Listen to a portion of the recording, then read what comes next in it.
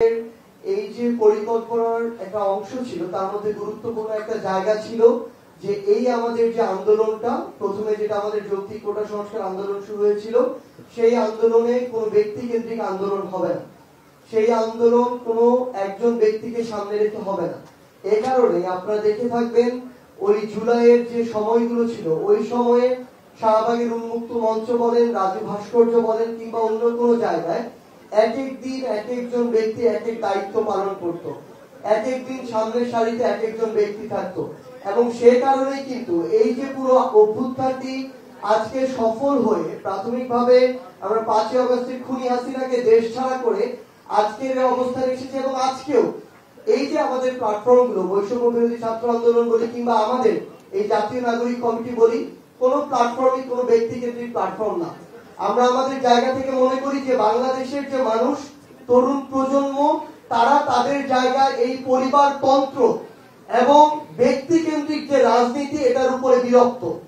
এবং আমরা আমাদের জায়গা থেকে তরুণ প্রজন্ম এটা চাই না। আমরা আমাদের জায়গা থেকে মনে করি যারা যেই জায়গাটার যোগ্য, তাদের ওই যোগ্যতার ভিত্তিতে, এই যোগ্যতার অনেক প্যারামিটার হতে পারে, লিডারশিপ, হতে পারে কমিউনিকেশন স্কিল, হতে পারে অর্গানাইজিং ক্যাপাবিলিটি, আরো অনেক কিছু হতে পারে। কিন্তু তাদের ওই যোগ্যতার ভিত্তিতে যারা যে জায়গাটা ডিজার্ভ করে, তাদেরকে সেই জায়গাটাতে নিতে আমাদের হেল্প করতে হবে।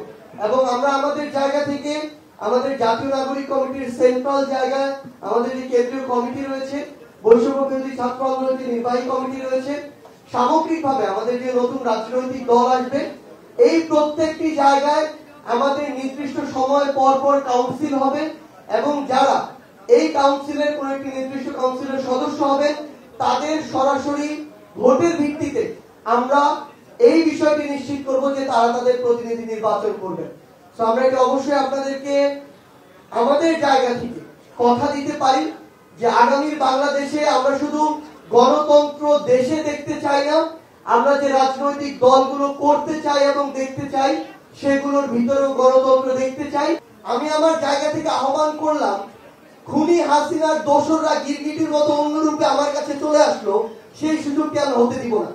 আমরা আমাদের জায়গা থেকে প্রতিনিধিগুলো বাছাই করছি, এর ভিতরেও কিন্তু সীমাবদ্ধতা দেখা যাচ্ছে মাঝে মাঝে, আমরা সেগুলো সংশোধন করছি। আমরা এই ফেব্রুয়ারির মধ্যেই বাংলাদেশের প্রত্যেকটি থানা এবং উপজেলায় পৌঁছে যাব এবং আমাদের এই প্রতিনিধিরা এক একজন লিডার হয়ে বাংলাদেশের প্রত্যেকটি ঘরে পৌঁছে যাবে। আমরা শুধু আপনাদেরকে একটি কথাই বলি, এই মাসের মধ্যে আমাদের বাংলাদেশে নতুন করে ছাত্র জনতার নেতৃত্বে নতুন একটি রাজনৈতিক দল আসছে। এই রাজনৈতিক দলের আপনারা যারা আজকে আমাদের সামনে রয়েছেন, প্রত্যেকে এক একজন লিডার। এবং এটি মনে করে আপনারা আপনাদের জায়গা থেকে ওই যোগ্য, দক্ষ, সৎ, এই সৎ দেশের প্রতি, দেশের মানুষের প্রতি যে মানুষগুলো আছে, আপনারা নিজের এক একজন লিডার হয়ে সেই মানুষগুলোকে ঐক্যবদ্ধ করার কাজে আজকে থেকে লেগে পড়ুন।